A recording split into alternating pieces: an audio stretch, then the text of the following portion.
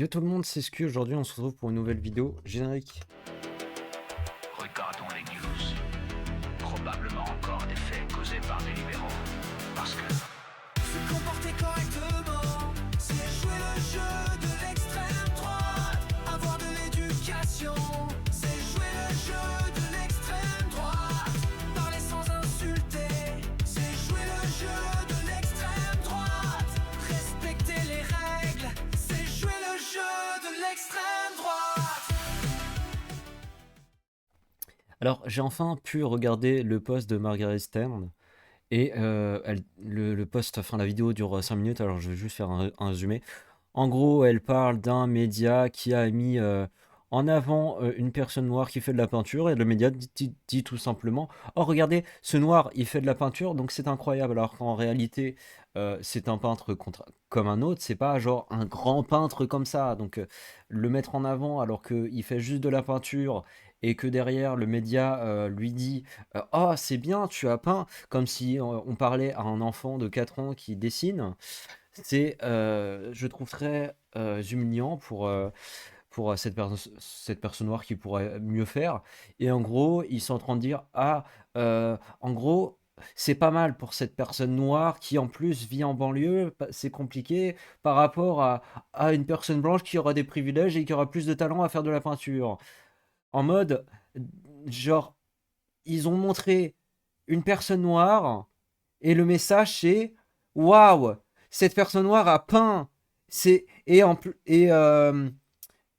c'est courageux parce que c'est une personne noire qui peint, heu, qui en plus, se retrouve dans une situation compliquée. Il vit en banlieue, là où autour de lui, je sais pas, genre, la police, serait en train de l'opprimer, du coup ce serait compliqué pour lui de peindre. Enfin bref, un délire, le racisme, l'empêcherait de réussir.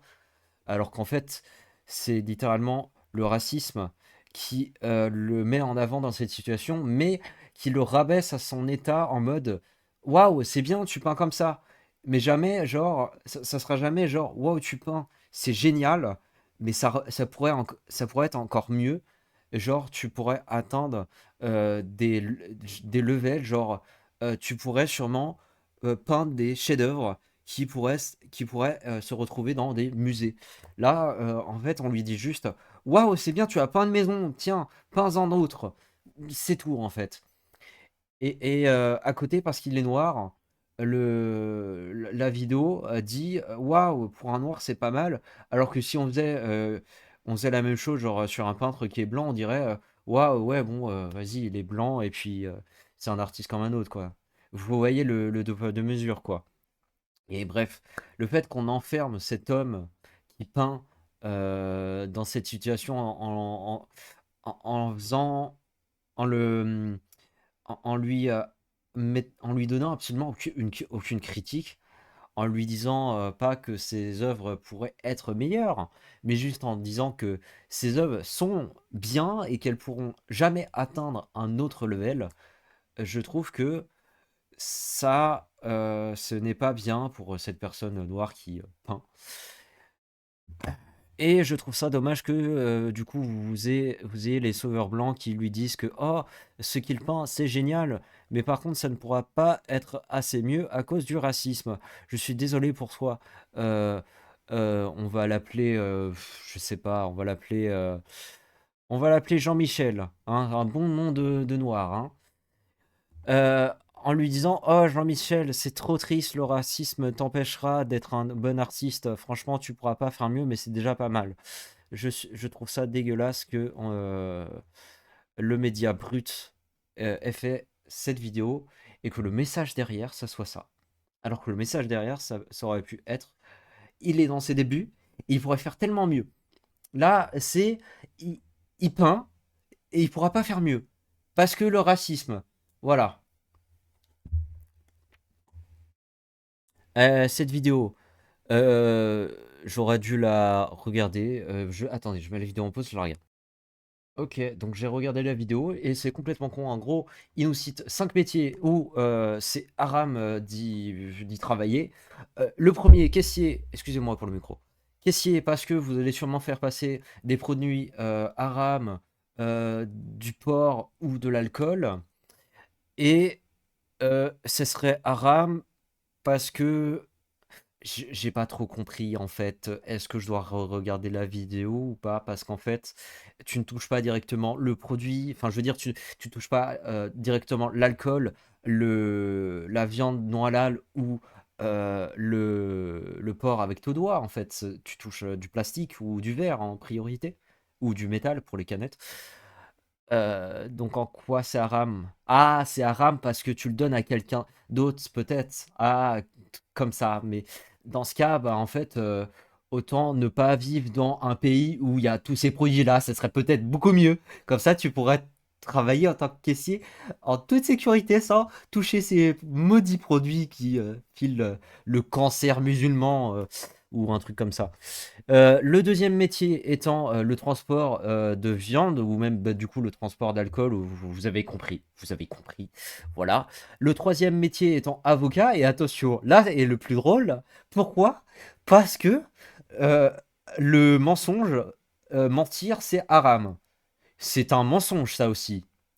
Vous- Tous les musulmans mentent en fait. Ils se mentent à eux-mêmes, ils mentent à d'autres, etc. Et le quatrième métier étant je sais plus. Merde. Ah oui, le quatrième métier étant banquier, parce que l'intérêt en islam, c'est pas bien. Genre, se faire un peu plus d'argent, utiliser des techniques pour faire de l'argent, tous ces trucs-là, c'est haram. Bah, du coup, bah, bienvenue en France, hein, parce que l'État vous nique tous vos intérêts. Hein, j'en ai rien à foutre de leur rentabilité, vous connaissez le truc. Bienvenue en France. Non, en fait, j'ai hâte que dans notre pays, on regagne un petit peu de l'intérêt.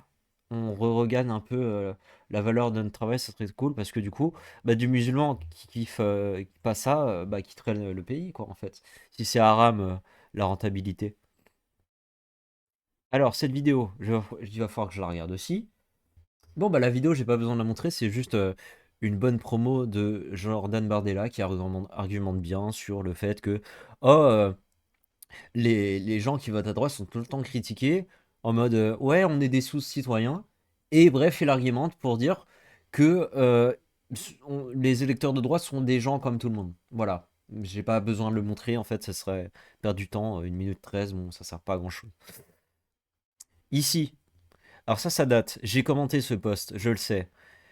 Vous avez la France Insoumise qui est une ligne droite et le Parti Socialiste où il y a plusieurs lignes. Et moi je dis, preuve que le Parti Socialiste te laissera avoir des avis différentes. La France Insoumise, non, elle ne te laissera pas.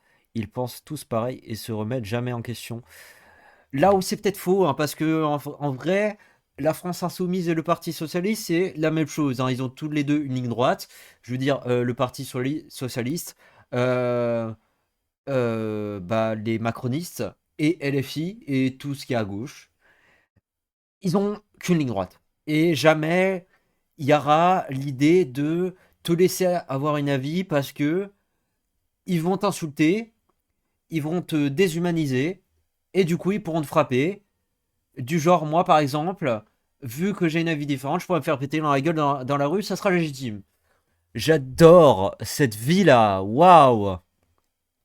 Alors ici, oh mince. Alors là, c'est une dinguerie, waouh! Les Blancs sont accusés de donner aux Noirs le cancer, l'hypertension et le diabète en les traitant de N-word. Excusez mon langage dans cette vidéo. Ouais, j'ai même pas besoin de le dire, ça. Mais je ne me suis pas retenu. C'est donc, j'imagine, ce gars-là qui est en train de parler. Ou l'autre. Si ce mot est si offensant et dangereux, alors les Noirs devraient peut-être également cesser de l'utiliser. En fait, le N-word, c'est un mot. Si c'est tout autre chose. Non, en fait, si c'est les Blancs qui le disent, c'est pas bien. Parce que même les Mexicains, ils peuvent le dire. euh, et tout ce qui est occidentaux, en fait, ne peuvent pas le dire. Voilà. Mais c'est un mot. Si une certaine couleur de peau le dit, ça fait mal. Du coup, bah, c'est une forme de racisme de dire ça. Mais c'est un mot mon écran vient de s'éteindre et de se rallumer, mais il y a des problèmes de courant en fait, c'est pas possible. Euh, c'est euh, un mot à deux poids, deux mesures, genre une kryptonite qui fonctionnerait que dans les mains de certaines personnes. Enfin, c'est débile. Je trouve ça débile. Alors, ici, encore une vidéo longue que je dois regarder, mais c'est pas possible. J'ai supprimé la vidéo, j'ai rien de dire à propos. Alors, ici, Royaume-Uni, hier, 2 ans jour pour jour. Alors, ça date parce que ça date du 8 octobre, ça. Hier, 2 ans jour pour jour après le pogrom du 7 octobre, une manifestante musulmane venue célébrer le massacre explique ce que signifie Free Palestine.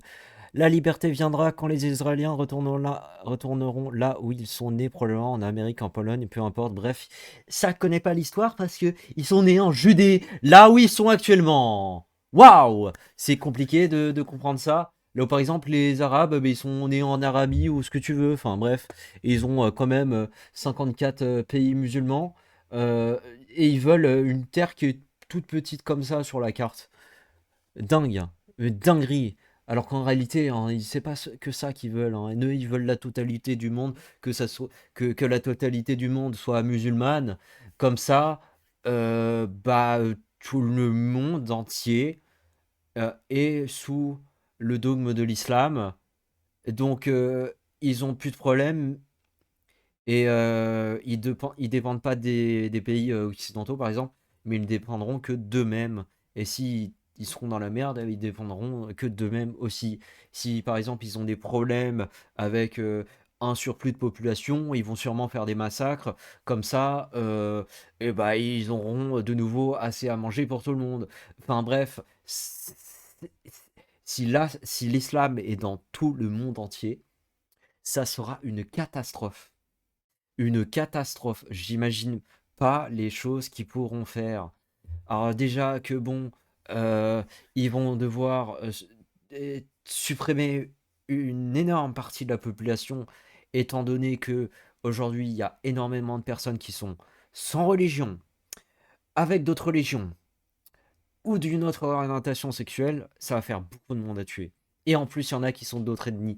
Parce que même dans l'islam, quand vous avez des musulmans qui sont arabes et ils se sentent supérieurs aux musulmans qui sont d'autres ethnies, par exemple noirs. Et du coup, moi j'ai déjà vu des vidéos où des gens, des musulmans du coup, ont accès à des aides humanitaires, de la nourriture. Voilà, et ils sont obligés de partager. Sauf que c'est les musulmans qui gèrent ça. Et quand les musulmans gèrent ça, ils donnent en priorité aux musulmans arabes et ils peuvent rien donner aux musulmans qui ont une autre ethnie, du genre noir. En plus de, par exemple, je suis sûr que ça arrivera un jour, hein, et je suis sûr que c'est déjà arrivé, que des musulmans arabes tuent des musulmans d'autres ethnies. Je suis sûr que c'est déjà arrivé. Je suis sûr que des musulmans d'autres ethnies sont peut-être réduits en esclavage quelque part dans le monde. Je suis sûr, j'en suis sûr. Enfin bref. Euh, Rêve, ça n'arrivera jamais. Les Juifs étaient là avant vous et on sera là après vous. Enfin bref. De plus, la... l'islam, c'est l'une des dernières religions qui a été inventée. Elle date pas tant que ça. Et elle a été inventée après tout le monde comme une fanfiction en fait. Donc voilà. Alors ici, qu'est-ce que je peux dire sur cette vidéo? Bon bah la vidéo est encore inutile parce que c'est juste un gars qui dit qu'il votera pour Jordan Bardella ou Marine Le Pen au second tour parce qu'il a absolument pas envie de voter pour Mélenchon. Parce qu'il a remarqué depuis plusieurs mois, j'imagine 20 aujourd'hui, lui il a remarqué, le post date d'octobre. Lui il a remarqué que depuis 18 mois, Mélenchon, il fait de la merde à l'État, enfin genre des coups d'État et des trucs comme ça. Bon, enfin bref. Vous savez, vous connaissez LFI, donc vous savez que c'est vrai. Alors ici, rappelle l'islam, nous déteste tous sans distinction et pour l'éternité, parce que oui, hein, si t'es pas musulman, t'es mécréant. Donc tu dois souffrir, mais tu dois mourir et tu sais. Et le Coran ne sait pas dans quel ordre il doit faire subir ça aux mécréants. Voilà. C'est le clair, non, ce n'est pas une question de juifs, de femmes, d'homos ou d'occidentaux. Ah oui, c'est vrai que le mot angie, il est ban. Alors là, le nombre de fois que je l'ai dit dans cette vidéo, c'est déjà mort. Genre, déjà que j'ai pas de monétisation de base, là, j'aurais plus rien. J'aurais plus rien du tout. J'aurais peut-être plus de chaîne YouTube. Juste parce que il y a un mot, ah, vas-y, si tu le dis, c'est pas ouf, alors que c'est un mot pour désigner quelqu'un, quoi. Enfin, désigner des gens. Ce n'est pas non plus une question de sunnisme, de schisme, d'interprétation ou d'école juridique. L'islam déteste tout ce qui n'est pas musulman et ensuite tout ce qui n'est pas assez musulman. C'est dit et c'est écrit noir sur blanc et c'est une vérité. La vidéo, j'aimerais l'écouter et c'est parti. L'incroyant, l'infidèle, qui n'a pas adhéré au message de l'unicité au tawhid, eh bien, ne connaîtra pas le repos, puisque dès sa mort, il va être châtié par les anges. Waouh, des anges qui sont méchants. Jamais entendu ça dans quelques histoires, anges déchus évidemment, dans quelques histoires qui puissent exister. Il va être interrogé dans sa tombe et subir un douloureux interrogatoire. Il va être frappé dans sa tombe. Et il va être exposé au feu dans sa tombe, le matin, le soir, puis au jour dernier, lors de la... Ah, quelle histoire de merde là qu'il explique. Il explique que le jour dernier, c'est pas le jour de ta mort. Le jour dernier, c'est un jour qui arrivera après ta mort dans ta tombe et qu'il y aura une résurrection. Comment ça marche? résurrection. Il sera encore éprouvé et affligé. Et enfin, il va goûter au plus grand des châtiments lorsque Allah Azzawajal le plongera en enfer. Donc mes chers frères, mes chères sœurs, à quel moment l'infidèle goûte-t-il à la paix, paix à son âme? À quel moment trouve-t-il le repos? Eh bien, je dirais que l'infidèle trouve sa paix à un moment. Je vais vous le dire, hein, mais ça peut être incroyable quel moment c'est. Le moment où il quittera ce monde qui s'appelle la vie dans un monde où une énorme partie des gens veulent du multiculturalisme. Et le jour où ces gens-là, là, les infidèles, atteindront la paix, sera le jour où ils quitteront ce monde et ils vous verront plus du tout. Là, ils seront vraiment en paix. Un jour, je serai en paix.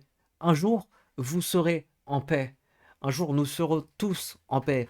Évidemment, je ne vous souhaite pas la paix, hein. Je vous souhaite de souffrir encore un tout petit peu et que dans votre vie, vous rencontrez, enfin, vous vivez des choses euh, qui vont atténuer cet enfer qui est le fait de vivre à côté de ces gens-là. Voilà. Puisse-t-il reposer en paix? De quelle paix et de quel repos parlez-vous lorsque l'on sait que dès qu'il a rendu son dernier souffle, il commence déjà à goûter au châtiment et ça ne s'estompe jamais, ça ne cesse pas. Il ne connaît aucun répit. Donc il n'y a pas de paix à son âme envers les infidèles. Il n'y a pas de repos en paix envers les ennemis d'Allah subhanahu wa ta'ala. L'incroyant, C'est écrit dans mon bouquin, c'est la vérité. Ok. Bref. Non, mais c'est quand même dingue qu'il y a des gens qui croient que bah, dans la tombe, il se passe quelque chose. Parce que en fait, là, ils pensent que c'est réellement dans la tombe qu'il se passe quelque chose, alors que dans toute autre religion, tu restes pas dans la tombe. En fait, tu es emmené, enfin, ton âme est emmenée quelque part.